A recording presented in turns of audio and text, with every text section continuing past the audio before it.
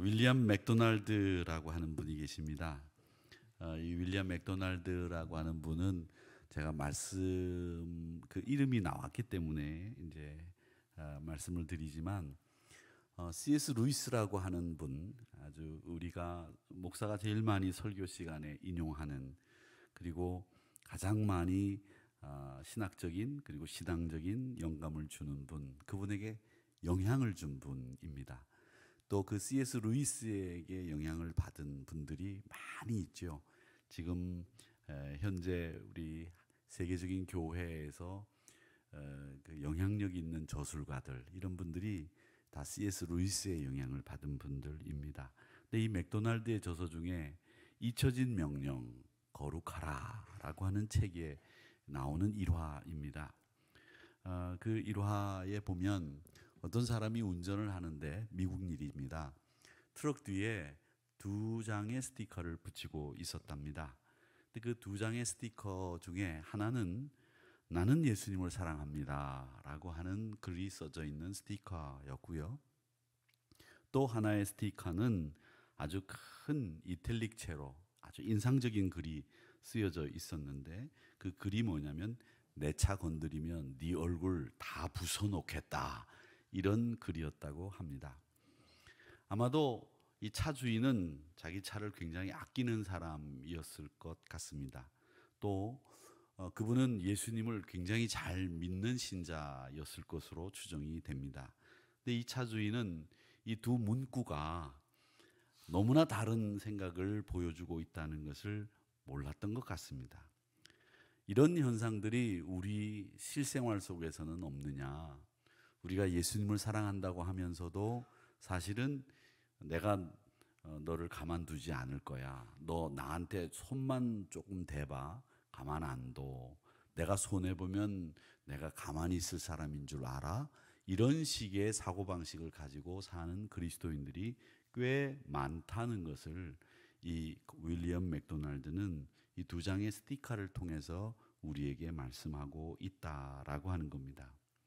그렇다면 저는 이런 생각을 합니다. 항상 우리 그리스도인들은 나를 통해서 예수님을 볼 수 있도록 만들어야 하는데, 나를 통해서 예수님이 안 보인다면 나는 지금 신앙생활 제대로 하고 있는 것인가, 이렇게 물어야 된다는 거죠. 제임스 패커라고 하는 목사님이 쓰신 거룩의 재발견이라는 책은 한 번쯤은 우리 그리스도인들이 꼭 읽어봐야 되는 책입니다. 근데 그 패커 목사님은 이 책에서 뭐라고 말씀하셨는가 하면, 요즘 우리 그리스도인들이 거룩을 한물간 가치, 한물간 그 신학적인 요소, 신앙적인 요소, 이렇게 생각을 한다는 겁니다. 그러면서 세 가지 증언거를 인용을 하는데, 하나는 성경에서도 그렇게 자주 이야기하는 이 거룩이라고 하는 이야기를, 또 우리가 많이 만나게 되는 하나님은 거룩하시니라고 하는 이 거룩이라고 하는 부분을 설교와 책에서 전혀 언급하지 않는다는 겁니다. 또 하나는 교회 리더들에게 요즘 교회들이 이 거룩을 요구하지 않는다는 거고요. 세 번째는 우리가 개인적인 거룩함의 필요성을 별로 느끼지 않는다는 겁니다. 이런 것들이 결국 그리스도인들로 하여금 거룩한 것이 한물 간 것인 것처럼 생각하게 만들었다는 얘기죠. 여러분, 우리 하나님의 자녀는 삶의 목적을 거룩에 두고 살아야 합니다. 아멘. 이게 하나님의 뜻입니다. 하나님의 자녀는 우리 생을 행복에 두는 사람들이 아닙니다. 하나님의 자녀는 삶의 목적을 부와 성공에 두지 않습니다. 하나님의 자녀는 늘 하나님의 거룩을 바라보고 그 거룩을 이루기 위해서 사는 사람들입니다. 내 유익을 위해서, 내 행복을 위해서 많은 시간을, 열정을 쏟아붓는 세상 사람들과는 달리 하나님의 자녀들은 늘 거룩함을 추구하기 위해서 내 삶을 바치는 사람들, 이 사람들이 바로 우리 성도들입니다.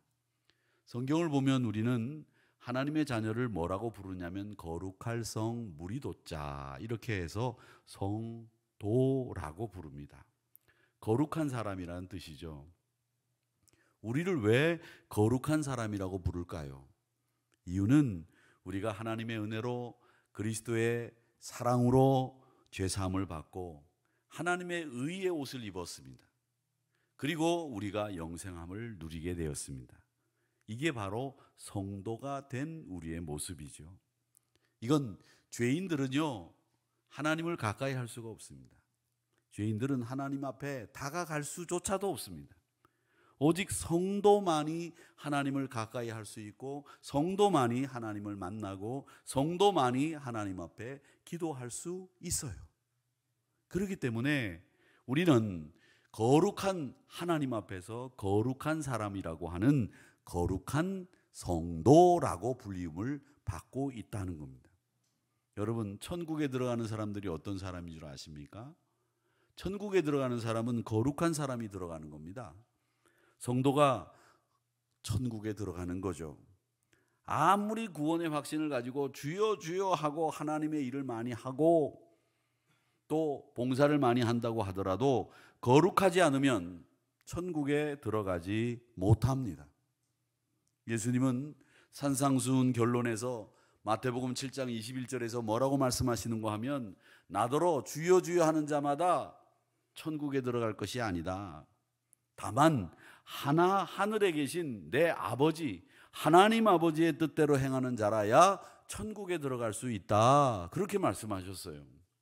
그 하나님의 뜻대로 행하는 사람이 어떤 사람이냐? 거룩한 사람이라는 말입니다. 사랑하는 성도 여러분, 거룩을 추구하시기를 바랍니다. 우리의 거룩을 위해서 우리 주님이 십자가 지시고 이 땅에 오셨고, 또 성도된 하나님의 자녀는 거룩한 것을 목적으로 오늘을 살아가야 됩니다.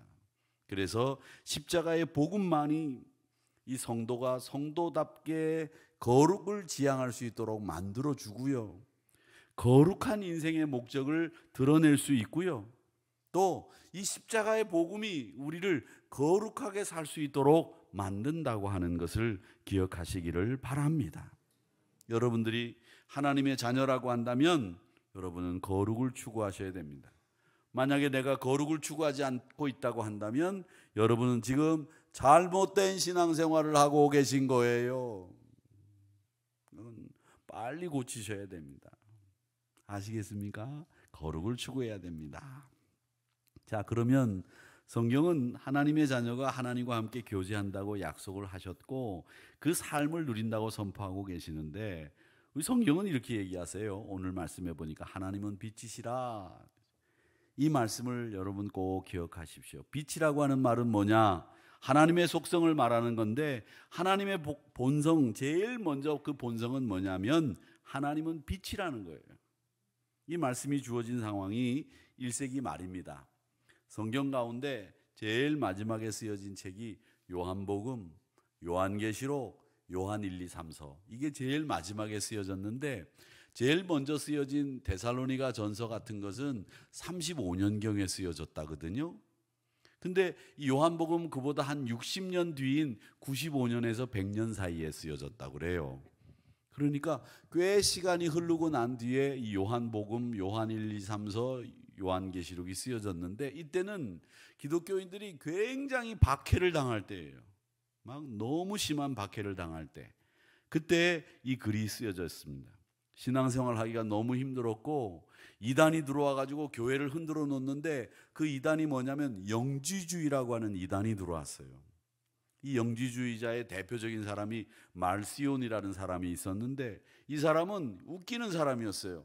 구약의 하나님과 신약의 하나님이 다릅니다.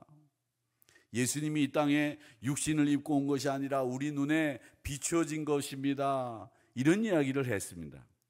이런 이야기들이 교회 안에 들어와 가지고 구약의 하나님과 신약의 하나님이 다르다는 식으로 가르치고, 예수님이 실제 인간의 몸을 입고 온 게 아니라 우리 눈에 비춰진 것뿐이지 실제로 오신 게 아니다, 이렇게 가르치다 보니까 교회 안에 혼란이 일어나게 되었습니다.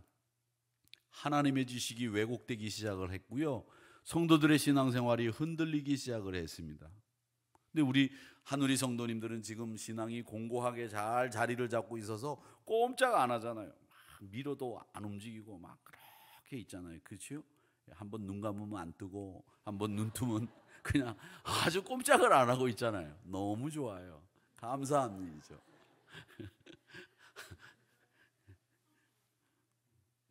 이렇게 꼼짝을 하지 않아야 되는데 흔들리는 거예요.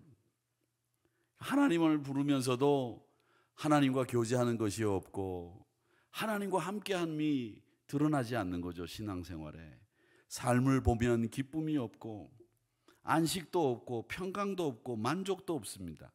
신앙생활이 흔들리면 일단 만족함이 없고 기쁨이 떠나거든요.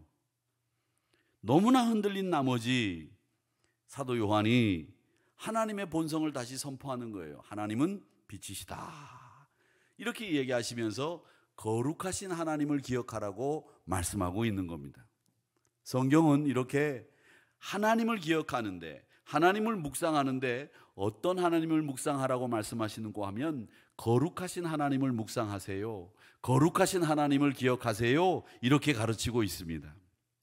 왜냐하면 우리가 신앙생활 하면서 세상을 살다 보면 전능하신 하나님이 필요할 때가 있어요.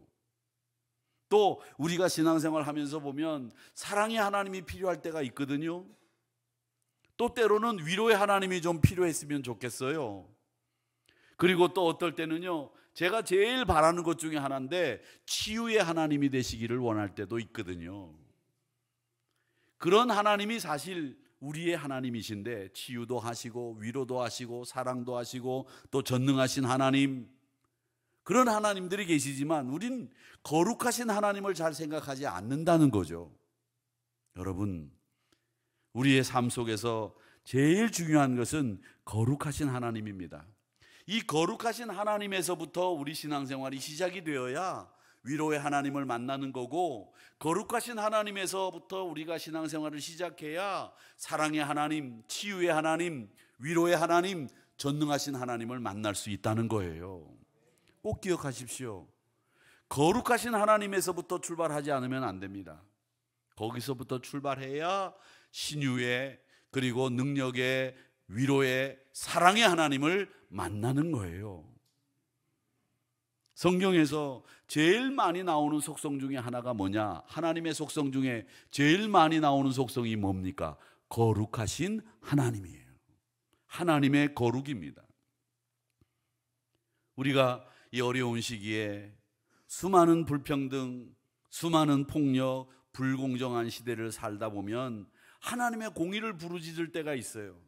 제가 조금 전에 시간이 없어서 다 보지를 못했는데 우리나라의 유명한 법의학자가 나와가지고 이런 법의학자가 그 사건 사례들을 설명을 하는데 27개월 된 아이가 병원에 실려왔어요. 근데 그 아이가 식용유에 넘어져가지고 뇌출혈이 생겼다는 거예요. 식용유에 넘어져서. 그래서 의사가 머리에 구멍을 뚫고 고인 피를 빼내고 이제 뇌가 이렇게 부풀어 오르니까 이렇게 따가지고서 이렇게 부풀어 오른 뇌를 가라앉게 하기 위해서 이뇨제를 주고 이렇게 하는 과정을 치르는데 이 아이가 결국 죽었어요.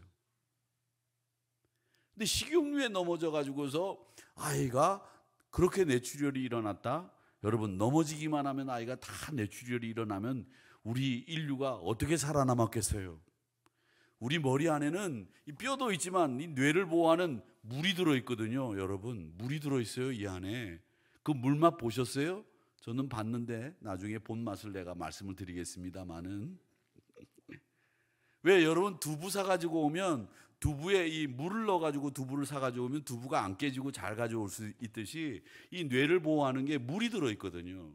근데 이게 뇌출혈이 생길 정도면 굉장히 많은 충격을 가해서 뇌출혈이 생기는 거예요. 근데 이 아이가 죽고 난 뒤에 엄마가 이 아이를 대학병원에서 그냥 일반 병원으로 데리고 가서 그냥 장례식장만 있는 곳에 가서 거기서 의사를 불러가지고 병사한 것처럼 처리해서 화장까지 한 거예요. 그런데 이 아이의 고모가, 이 친모가 키우기 전에 이 아이의 고모가 이 아이를 키우다가 이 아이가 갑자기 죽게 된 것을 이상하게 생각해서 인터넷에 SNS에 하소연을 올린 걸 어떤 사건 프로그램을 진행하는 담당 PD가 발견하고 이 자료들을 다 모아서 국과수에 보낸 거예요. 그래가지고 시체는 없지만 CT 한 장만 가지고서도 법의학자들이 볼 때 이건 결론이 나는 거죠. 아동학대다. 친모에 의해서 아동학대가 일어나서 아이가 죽었다는 거죠. 여러분, 그런데 이 법의학자가 굉장히 이성적이고 차분하고 또 조용하게 이야기하시는 분인데, 자기가 법원에 가서는 늘 그렇게 이야기했는데 이 사건 때는 그냥 열이 나가지고 아동학대입니다 이렇게 소리를 질렀다는 거예요. 얼마나 답답하고 얼마나 가슴이 터질 것 같았는지 자기가 소리 지르지 않으면 안 되는 이런 상황이었다는 거죠. 그것도 친모가 27개월 된 미소가 그 예쁜 아이를 학대해서 죽일 정도의 이런 세상이 돼서 되겠느냐, 그러면서 울면서 소리를 질렀다는 거예요. 이럴 때 우리에게는 하나님이 정의로운 분이기를 원하는 겁니다. 공의와 정의를 심판하시는 하나님이 나타나야 되고, 옳고 그름과 악이 명백히 드러나려고 한다면 하나님은 공의의 하나님이 되셔야 됩니다. 그런데 여러분, 분명한 것은 이 공의의 하나님도 거룩하신 하나님 안에서 이해되어야 되고, 거룩하신 하나님이 계실 때에 이 공의도 집행이 되고 판단이 된다는 겁니다. 그걸 오늘 요한 사도는 요한일서 1장 5절에서부터 7절까지의 말씀에서 하나님은 빛이시라 이렇게 말씀하신 겁니다. 그분에게는 조금도 어두움이 없으시고 사탄의 권세가 틈타지 못하고 죄의 권세가 틈타지 못하고 온전하고 깨끗하고 거룩하신 그 생명 자체인 분이 우리 하나님이시다 이렇게 이야기하고 있습니다. 사랑하는 성도 여러분, 영생을 소유한 우리 하나님의 자녀들, 그 영생이 뭡니까? 하나님이 우리에게 주신 생명 아닙니까? 그렇지 않습니까? 하나님이 우리에게 주신 영생함, 하나님이 주신 생명이에요. 그 생명 안에 우리가 살아야 되는데 그 생명을 주신 하나님은 빛이시라고 하는 이 이야기를 우리에게 말씀하고 있습니다. 그래서 여러분, 우리는 빛을 통해서 하나님의 생명을 받았기 때문에 여러분도 빛 가운데 행하셔야 될 줄 믿습니다. 빛 가운데 행하는 것은 거룩함을 추구하는 겁니다. 이 거룩함을 추구하는 것은 다른 게 아니라 하나님과 함께 하는 거예요. 이게 가장 큰 복이라는 거예요.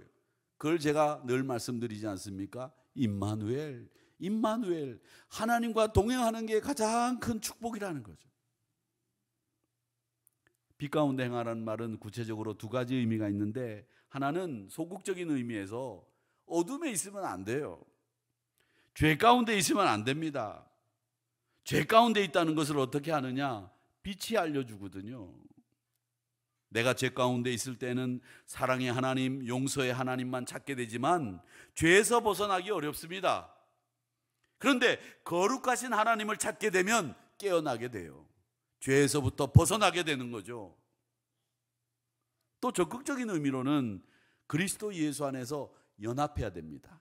예수 안에서 연합하는 일, 예수 밖에서는 하나님 앞에 가까이 갈 수가 없어요. 여러분, 누구를 만날 때 제가 그 사람을 잘 몰라, 그러면 그 사람을 만나려면 어떻게 해야 되느냐? 그 사람을 잘 아는 사람을 통해서 만나야 만나기가 쉬워요. 그렇지 않습니까? 안 그렇습니까? 그렇잖아요. 그 사람 나는 모르는데 그 사람이 나를 만나주겠어요? 안 만나줘요? 안 그러겠습니까? 여러분이 하늘이교회 성도님이니까 제가 만나자 그러면 만나는 거죠. 난 모르는 사람이 나보고 만나자 그러면 내가 만나주겠어요? 이쁜 여자 아니면? 아무리 이쁜 여자라도 나를 만나자 그러면 내가 만나주지 않죠. 하늘이교회 성도면 내가 만나주는 거예요. 그렇듯이 우리가 그리스도 예수 안에 있어야 하나님을 만나는 거예요. 제가 웃긴 얘기까지 하면서 이렇게 했으면 우리 장로님처럼 아멘 하는 거예요. 경우를 아셔야지. 예수 안에서 하나님 만나는 것, 그것인 줄로 믿습니다. 예수와 연합해야 됩니다. 예수님을 본받고 예수님을 따르고 예수님께 순종하는 거예요. 그게 빛 가운데로 거하는 것이고, 이걸 우리는 신학적인 용어로 뭐라 그러냐면 성화 이렇게 얘기합니다. 영어로는 굉장히 어렵게 써져 있어서 읽기가 힘들어요. 그렇죠? 근데 이걸 뭐라고 읽냐면 sanctification 이렇게 읽습니다. 굉장히 어렵죠? 그러니까 여러분 읽을 생각하지 마시고 그냥 이러면 돼요. 이걸 성화라고 합니다. 신학적인 용어죠. 의롭다고 칭함을 받았다라는 말이죠. 성화라고 하는 말은 거룩을 의미하는 겁니다. 사랑하는 성도 여러분, 이 거룩이라고 하는 것은요, 다른 조건이 없습니다.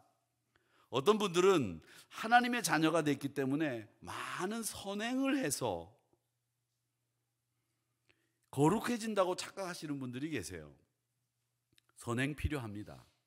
그런데요, 선행은 우리가 거룩함을 얻을 수 있는 길은 아니에요. 우리가 거룩해질 수 있는 길은 오직 하나, 그리스도와 연합해서 어두움에서 벗어나 하나님과 동행하는 것, 그게 거룩이라고 하는 길을 걸어갈 수 있는 방법, 유일한 길입니다. 여러분, 다른 방법은 없습니다. 그러기에 거룩함을 통해서 우리는 분명하고 명확하게 알고 있으셔야 될 것들이 뭐냐?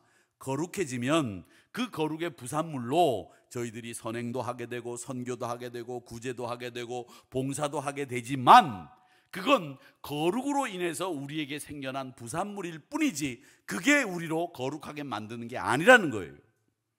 세상에 있는 분들 중에서 얼마나 많은 분들이 구제하시는 분들이 많습니까? 여러분, 얼마나 많은 분들이 사회에 기여를 하고 헌신들을 하고 있습니까? 그러니까 여러분, 그건 거룩을 나타내는 것이 아니라, 거룩은 어둠에서 벗어나서 그리스도와 연합하여 하나님과 동행하는 것, 그게 거룩입니다 라고 분명하게 여러분의 생각을 정리하고 가지고 계셔야 됩니다. 이걸 신학적인 용어로 성화다 이렇게 부른다, 알고 계셔야 될 줄로 믿습니다. 믿습니다. 부흥사 같죠?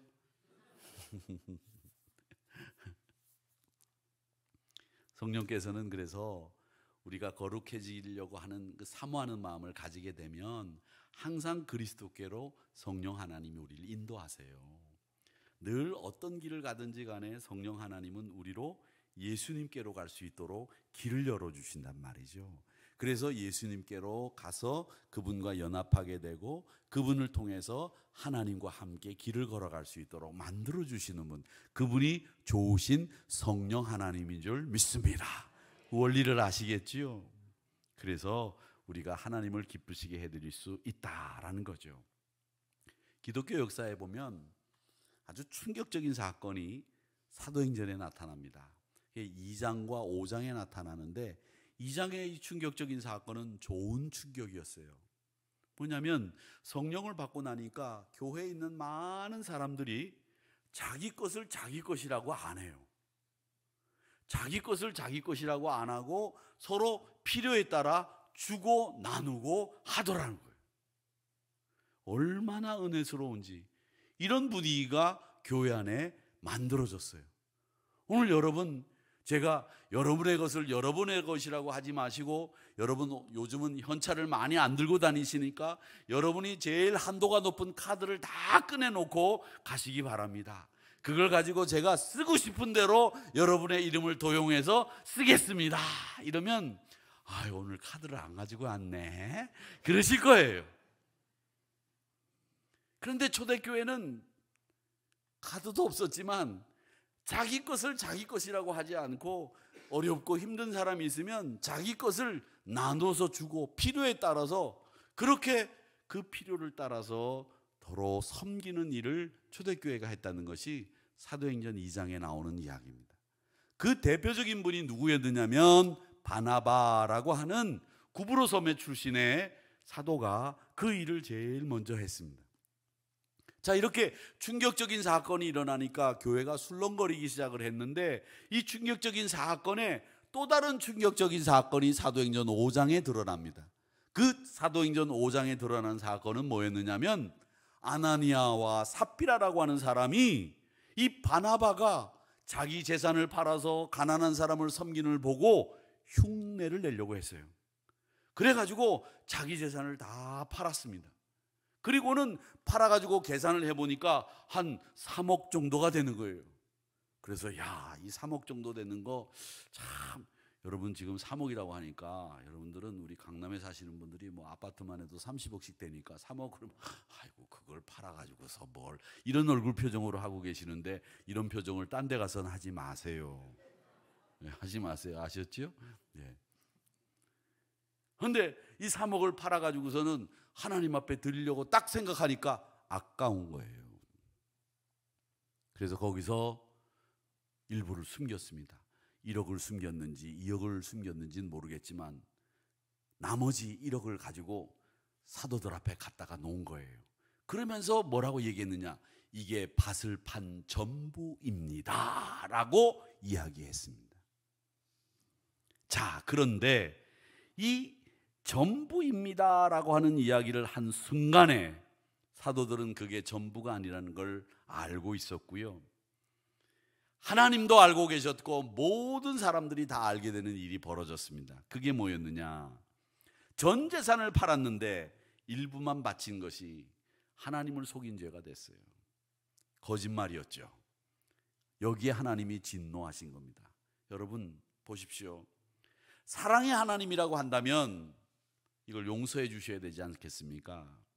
다시는 그러지 말라고 하시고, 전능하신 하나님은 그 아나니아와 삽비라의 생각을 뜯어고치면 되지 않습니까?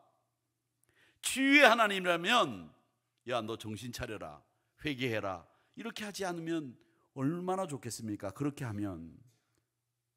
그런데 그때는 치유의 하나님도 나타나시지 않았고 사랑의 하나님도 나타나지 않고 전능하신 하나님이 나타나서 아나니아와 삽비라를 뜯어고치지도 않으셨습니다. 어떤 하나님이 나타났느냐? 거룩하신 하나님이 나타나셔서 그를 그 자리에서 죽게 하셨습니다. 왜? 거룩이 나타나야 되는 시간이었기 때문에 그렇습니다. 하나님의 거룩이 제일 먼저 이 혼란스러운 교회 앞에 나타나야 되기 때문에 하나님은 사랑의 하나님으로 나타나지 않으시고 전능하신 하나님으로 나타나지 않으시고 치유의 하나님으로 나타나지 않으시고 거룩한 하나님으로 나타나서 아나니아와 삽비라를 그 자리에서 죽이고 말았습니다. 교회에서 바나바 말고는 다른 사람들은 아무것도 안 바친 사람들 많았어요. 재산 상당량을 바친 아나니아와 삽비라 부부는 다른 사람이 하지 않은 헌신을 했습니다. 그런데 그 헌신 뒤에 뭐가 있었느냐? 전부인 것처럼 하나님을 속이고 사람을 속이는 일이 있었다는 거죠. 이 속이는 일 앞에서 이 하나님은 거룩의 모습을 보여주셨다는 겁니다.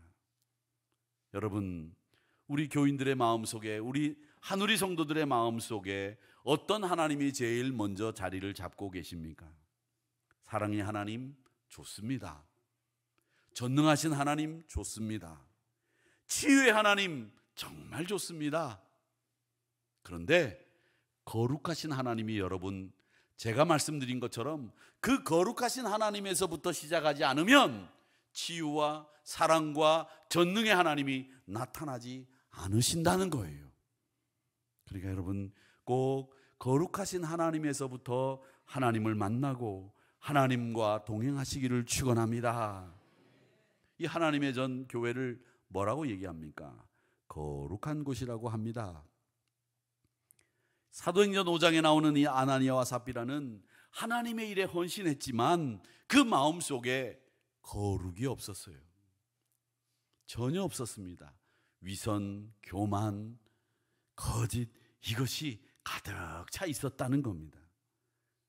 그런데 여러분, 이 사건 뒤에 성경은 교회를 어떻게 표현하고 있느냐면 이렇게 표현하고 있어요. 교회가 든든히 서가며 부흥하더라, 이렇게 되어 있습니다. 하나님 생각하면 딱 떠오르는 말이 뭐냐? 경외라는 말이 있습니다. 이 경외라고 하는 말은요, 거룩하신 하나님 앞에 섰을 때 우리 인간이 갖는 첫 번째 마음이 경외입니다. 이 경외는 두려워하며 떤다, 그러며 기뻐한다는 말이에요. 제가 이 경외라는 말을 두려워하며 기뻐한다는 말을 설명해 드렸죠. 기억나실는지 모르겠지만 제가 예전에 목회하던 곳에 전도사님 딸이 있는데 이 딸이 너무 귀여워요. 이름이 귀여운 이름인데 드보라예요. 드보라. 제가 목사님 집에 가서 잘래? 그러면 진저리를 쳐요. 저를 얼마나 무서워하는지. 하여튼 제가 우리 아이들을 너무 좋아해서 이 아이들 보면 제가 끌어안고 안 놓고 우리 집에 가자 그러면 막 아이들이 막 몸서리를 칩니다. 저를 보면 교회에서 저기서부터 도망갑니다. 막 도망가요. 근데 제가 그날 뜨거운 여름에 제 방에 맛있는 수박이 있어가지고 드보라를 안고 들어와가지고 막 이렇게 막 이러고 있죠. 뭐 경기하기 직전에 그 아이를 데려다 놓고 제 책상 앞에 딱 데려다 놓고 수박 먹어 그랬더니 수박을 먹는 거예요. 근데 수박이 너무 맛있거든. 제가 먹어봐도 너무 맛있어. 그 수박 어때? 했더니 맛있지만 목사님 무서워 이러면서 먹는데 얼마나 귀여운지 말이죠. 하나님은 좋은데 하나님이 두려워야 되는 거예요. 그게 경외예요. 너무 좋은데 너무 맛있는데 하나님은 두려운 분이셔야 됩니다. 그게 우리가 신자들이 가져야 되는 마음가짐이에요. 그런데 요즘 이 교회들이 거룩하신 두려운 하나님을 다 잊어버리고 산다는 것이 문제라는 거죠.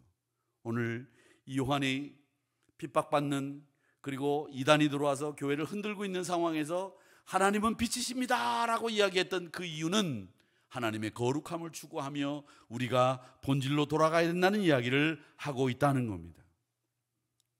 요한복음 17장에서 예수님이 기도하실 때 뭐라고 기도하셨는가 하면 진리로 거룩하게 우리 사람들을 만들어 달라고 말씀하시면서 하나님의 말씀은 우리에게 진리입니다 라고 말씀하셨습니다. 그 하나님의 말씀인 진리가 우리를 거룩하게 만든다고 하신 거죠. 사랑하는 성도 여러분, 우리 주님은 오늘도 우리를 위해서 이 기도를 하고 있다고 저는 믿습니다. 우리 주님이 하시는 이 기도를 여러분 잘 기억하십시오. 우리로 진리로 거룩하게 만들어 주십시오. 하나님, 저들로 진리로 거룩하게 만들어 주셔야 되겠는데 하나님의 말씀이 진리인 것을 깨닫게 해 주시옵소서. 이렇게 기도하는 주님의 기도를 잘 들으시고 오늘도 거룩하신 하나님 만나고 거룩하신 하나님과 함께 걸어가는 우리 한우리 성도님들이 다 되시기를 주님의 이름으로 축복합니다.